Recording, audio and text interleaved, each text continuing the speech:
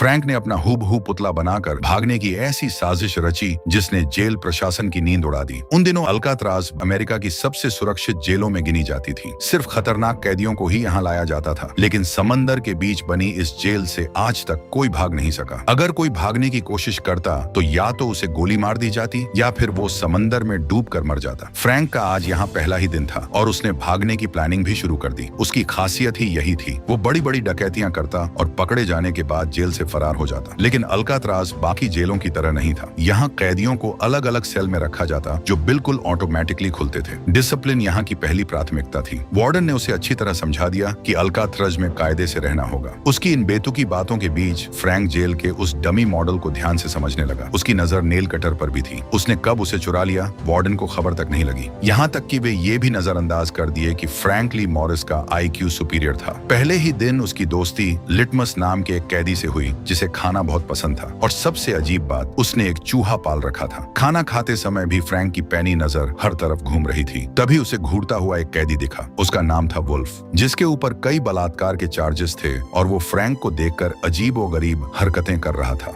अगली सुबह नहाते समय फ्रैंक समझ गया कि वुल्फ चाहता क्या है। अचानक उसने वुल्फ पर हमला बोल दिया और उसकी जमकर पिटाई कर दी। उसी दिन लाइब्रेरी में एक आदमी की जरूरत थी जिसके लिए फ्रैंक को भेजा गया। वहाँ उसकी मुलाकात यहाँ के सबसे पुराने कैदी इंग्लिश से हुई। सालों पहले दो गुंडों ने उसे लूट कर मारने की कोशिश की थी, लेकिन इंग्लिश ने उन्हीं के हथियार से उन्हें मार डाला था। दोनों कत्लों के लिए उसे 2 बार उम्र कैद की सजा हुई। यहाँ के कैदियों को लाइब्रेरी में पढ़ने की अनुमति नहीं थी। किताबें और मैगजीन उनके सेल तक पहुंचाई जाती थी। किताबें बांटते हुए फ्रैंक डी ब्लॉक के उन अंधेरे काल कोठरी तक पहुंचा जहां से कैदियों की रोने की आवाजें आती रहती थी। उधर वुल्फ फ्रैंक को मारना चाहता था। ये बात उसे डॉक नाम के एक कैदी से पता चली। डॉक अच्छे इंसान के साथ साथ एक बेहतरीन कलाकार भी था। वो अपनी पेंटिंग में एक फूल भी बनाया हुआ था जो उसके लिए सुकून का प्रतीक था। इसी बीच फ्रैंक की नजर इंग्लिश पर पड़ी। फ्रैंक 2-3 सीढ़ियां चढ़ा ही था कि कुछ कैदी उसे रोकने लगे। हालांकि इंग्लिश के एक इशारे पर वे पीछे हट गए। दरअसल यहाँ ओहदे के हिसाब से कैदी सीढ़ियों पर बैठते थे। इंग्लिश सबसे ऊपर बैठा था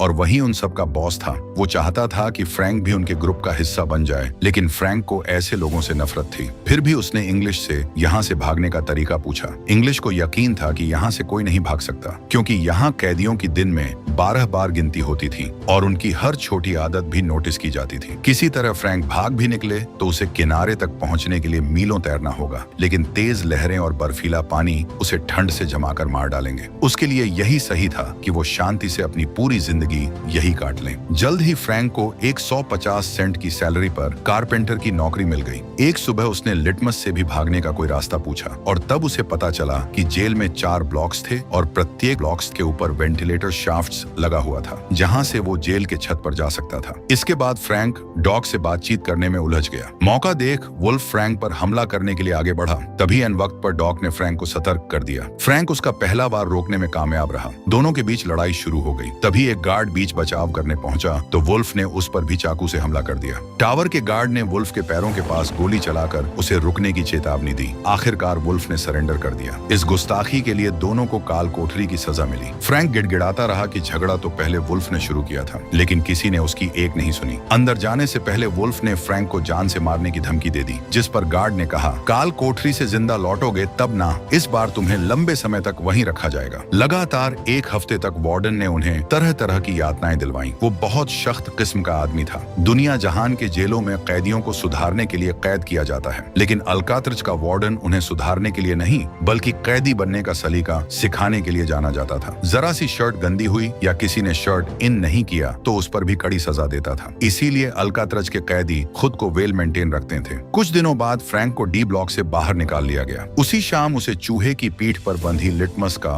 वेलकम नोट मिला। अगली सुबह एक और नया कैदी अल्कात्रज में लाया गया जिसका नाम था चार्ली। वो फ्रैंक को जेल से भगाने में बहुत काम आने वाला था। जल्द ही लिटमस और डॉक से भी उसकी जान पहचान हो गई। इन दिनों डॉक वार्डन की पेंटिंग बनाने में लगा हुआ था और उन्हें अपना आदर्श मानता था। इधर उसी वक्त वार्डन नेल कटर को हाथ में घुमाते हुए जेल का चक्कर लगा रहे थे। तभी उनका नेल कटर डॉग के सेल में जा गिरा। वे अंदर गए तो डॉग की बनाई पेंटिंग देखकर दंग रह गए, लेकिन जब उन्होंने अपनी पेंटिंग देखी तो उन्हें वो पसंद नहीं आई। उसने तुरंत डॉग की पेंटिंग की सुविधा बंद करवा दी। डॉग ने वजह पूछी और रोते हुए गिड़गिड़ाने लगा कि इसके अलावा उसके पास कुछ भी नहीं है, लेकिन गार्ड ने बस उसे सॉरी कहा और उसका सारा पेंटिंग का सामान छीन ले गया। यहाँ के गार्ड्स की समय समय पर ट्रेनिंग भी होती रहती थी और वे निशाने के पक्के थे। पता नहीं क्यों आज डॉग काफी उदास लग रहा था। फ्रैंक ने वजह पूछी, लेकिन वो कुछ बताने को तैयार नहीं था। फ्रैंक ने गार्ड को उसकी जानकारी दी, लेकिन गार्ड ने उसकी एक नहीं सुनी और कहा कि कैदी तो हमेशा परेशान ही रहते हैं। इधर डॉग ने चुपके से फ्रैंक की जेब में कुछ रखा और फिर काम पर लग गया। उसने काम करने के लिए कुल्हाड़ी उठाई और अपनी ही उंगलियां काट ली।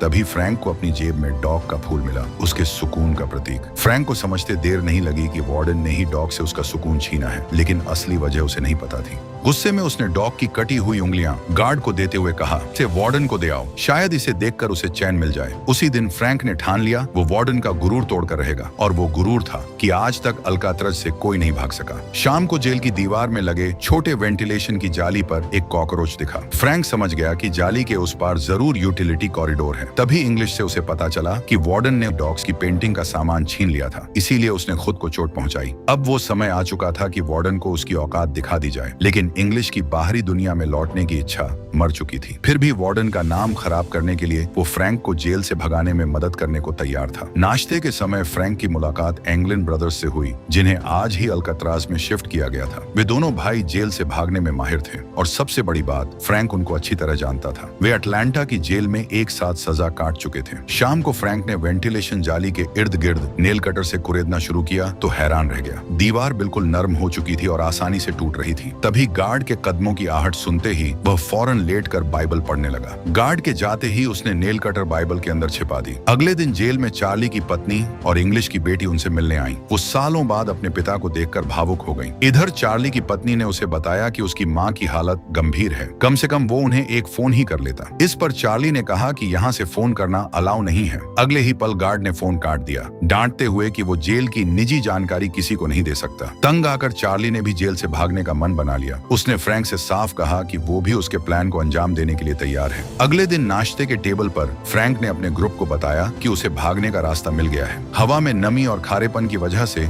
जेल की दीवारें कमजोर हो चुकी हैं। वे वेंटिलेशन की जाली को तोड़कर यूटिलिटी कॉरिडोर में पहुंच जाएंगे। प्रत्येक सेल ब्लॉक के ऊपर वेंटिलेटर शाफ्ट्स लगे हुए हैं, शायद उनके जरिए वो छत पर पहुंच जाएंगे। लेकिन सबसे बड़ा चैलेंज था कि वो वेंटिलेशन होल को कैसे छिपाएंगे। चार्ली ने बताया कि वो मैगजीन के पेपर से नकली कार्डबोर्ड बना लेंगे और उस पर जाली की पेंटिंग कर देंगे। छिपाने के लिए तौलिए का इस्तेमाल करेंगे और उसे हल्का सा ढक देंगे। फ्रैंक ने तो उसे छिपाने के लिए एक म्यूजिक इंस्ट्रूमेंट भी मंगा लिया था। दिन में 12 बार गिनती होती थी, इसलिए रात में भागने पर सहमति बनी। हालांकि रात में भी गार्ड सेल के चक्कर काटने आते रहते थे, जिसके लिए उन्हें अपने डमी पुतले बनाने होंगे, जिन्हें अपनी जगह सुलाकर वे भाग निकलेंगे। एंगलिन सैलून में काम करता था, इसलिए उसे पुतलों के लिए बाल जुटाने को कहा गया। रही बात पानी में तैरने की, तो फ्रैंक ने एक मैगजीन में लाइफ सेविंग जैकेट बनाने का फार्मूला पढ़ा था। जॉन कपड़ों की दुकान पर काम करता था, जहां से उसे बरसातियां चुराने को कहा गया, जिन्हें रबर सीमेंट से सिलकर वे लाइफ जैकेट बना लेंगे। अब वे हर दिन थोड़ा थोड़ा करके वेंटिलेशन जाली के आसपास खोदने लगे। एक दीवार खुरचता तो दूसरा पहरा देता, लेकिन जल्द ही समझ आ गया कि नेल कटर की जगह उन्हें कुछ और हार्ड चीज चाहिए। फ्रैंक ने चम्मच को जूते से रगड़कर गंदा किया और फिर वो नया चम्मच लेने पहुंच गया। जॉन ने गार्ड से नौकरी की बात कर ध्यान भटकाया। इस बीच फ्रैंक 2 चम्मच चुरा ले गया। जल्द ही वो म्यूजिकल इंस्ट्रूमेंट भी आ गया, जिसका इस्तेमाल फ्रैंक वेंटिलेशन जाली को छुपाने के लिए करता था। इतना ही नहीं, उसने मेटल के 2 टुकड़ों को सेल के अंदर जोड़ने के लिए इंग्लिश से मदद मांगी। इंग्लिश ने उसे वो फॉर्मूला बता दिया जिसके लिए उसे एक सिक्के की जरूरत थी। वो सिक्का उसे लिटमस ने देने का वचन दिया, लेकिन 10 दिन तक फ्रैंक को अपना डिजर्ट उसे खिलाना होगा। उसी रात वो सिक्का एक सेल से दूसरे सेल होते हुए फ्रैंक के पास पहुंच गया। उसने उस सिक्के को नेल कटर पर खुरचना शुरू किया और उसका चूर इकट्ठा कर लिया। आग जलाने का वो पहले ही इंतजाम कर चुका था। पहले चम्मच तोड़ा और फिर नेल कटर। नेल कटर का एक नुकीला पार्ट चम्मच से जोड़ा, उस पर सिक्के का चूर लगाया और आग पर गर्म करके उसे वेल्डिंग कर लिया। तभी सामने वाले सेल के कैदी को जलने की बदबू आने लगी। फ्रैंक ने उसे चुप रहने को कहा। वो इतनी पहचान तो बना ही चुका था कि आसपास के सेल वाले उसकी बात मानते थे। दीवार खोदने से पहले वो उसके नीचे कपड़ा बिछा लेता और कुरेदी गई वेस्टेज को बेसिन में इकट्ठा करके रखता। सब कुछ ठीक चल रहा था, लेकिन तभी एक गार्ड गश्त लगाने आया। चार्ली को नींद आ रही थी और आखिरी मोमेंट पर उसे गार्ड के आने का पता चला, लेकिन उसे सीटी सीटी बज ही नहीं पाई। किसी तरह उसने सलाखों को ठोककर फ्रैंक को सतर्क किया। फ्रैंक ने तुरंत जाली को म्यूजिकल इंस्ट्रूमेंट से ढक दिया और चुपचाप लेट गया। जल्दीबाजी में उससे खोदने वाला टूल नीचे गिर गया, लेकिन गार्ड की नजर उस पर नहीं पड़ी। गार्ड के वापस जाते ही फ्रैंक ने खुदाई शुरू कर दी, लेकिन कुछ घंटे बाद उसकी नजर जाली में लगे होल फास्टनर पर पड़ा। उसे तोड़ने के लिए अब उन्हें कारपेंटर वर्कशॉप से ही कुछ टूल्स चुराने होंगे। वे सुबह जब ड्यूटी पर जाते तो दीवार के वेस्टेज को पॉकेट से नीचे गिराते हुए जाते। वर्कशॉप में फ्रैंक ने वो टूल बना लिया जो उनकी किस्मत का ताला खोलने वाला था, लेकिन वर्कशॉप के बाहर मेटल डिटेक्टर्स लगे थे। फ्रैंक ने सब कुछ जानते हुए भी रिस्क लिया। मेटल डिटेक्ट होते ही गार्ड को दिखाया कि वो ये छोटी सी चीज ले जा रहा है, लेकिन गार्ड ने उससे वो छीन कर जाने दिया। पर असली टूल तो फ्रैंक के जूते में छिपा था। उसका इस्तेमाल करके उसने जाली तोड़ दी। ठीक इसी प्रकार उसके साथियों ने भी खुदाई शुरू कर दी। नौकरी से जो पैसे मिलते थे उनसे चार्ली ने पेंटिंग का सामान मंगवा लिया। इधर फ्रैंक मैगजीन पेपर से नकली सिर बनाने में लगा था। जल्द ही उसने सिर तैयार कर लिया और उसे स्किन कलर से पेंट कर दिया। वे पेंटिंग वाले कार्डबोर्ड से नकली जाली भी बना ली। अगले दिन जॉन ने फ्रैंक के स्किन कलर के बाल भी उसे लाकर दे दिए। शाम को फ्रैंक ने पुतले को अपनी जगह सुलाया और फिर होल से बाहर निकल गया। होल को कार्डबोर्ड से ढकने के बाद वह यूटिलिटी कॉरिडोर में पहुंचा। दूसरी तरफ एक गार्ड सेल का चक्कर लगाने निकल चुका था। जैसे ही उसके कदमों की आहट मिली, चार्ली ने फ्रैंक को सतर्क किया, लेकिन वह तो पाइप के सहारे काफी ऊपर तक जा पहुंचा था। इधर गार्ड ने फ्रैंक को सोते हुए देखा और चुपचाप आगे निकल गया। जल्द ही फ्रैंक को वह वेंटिलेटर शाफ्ट्स मिल गया, लेकिन उस ऊंचाई तक अकेले पहुंचना आसान नहीं था। उसने जॉन से मदद मांगी। वे दोनों भाई भी खुदाई कर चुके थे और उनका पुतला भी बनकर तैयार था। कुछ बरसातियां भी चुरा कर रख ली थी, जिन्हें ऊपर पहुंचाने पर सहमति बनी, लेकिन चार्ली से तो अब तक खुदाई भी पूरी नहीं हुई थी। आखिरकार आज रात फ्रैंक और जॉन ने ऊपर जाने का फैसला किया। वे रात में ऊपर गए और साथ में बरसातियां भी ले गए। फ्रैंक ने जॉन की मदद लेकर वेंटिलेटर शाफ्ट्स की सलाखों का